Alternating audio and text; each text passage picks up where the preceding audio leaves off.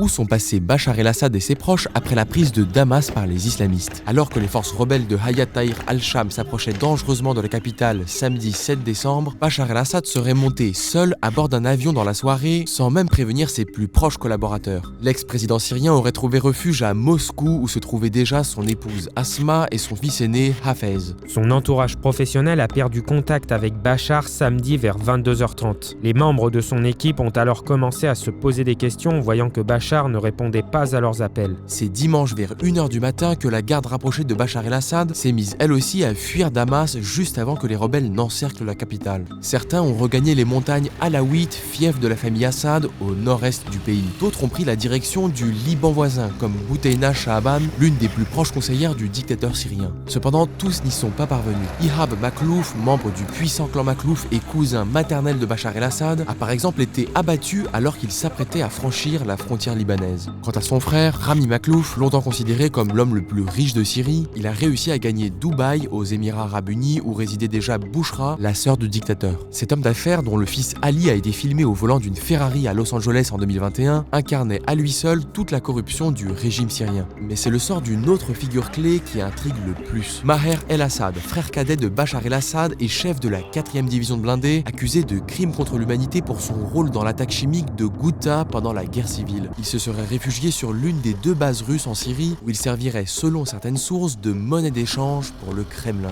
Son sort dépendra des négociations entre les rebelles et Moscou sur l'avenir des bases russes en Syrie. Les Russes pourraient le remettre aux rebelles en échange du maintien de leurs bases.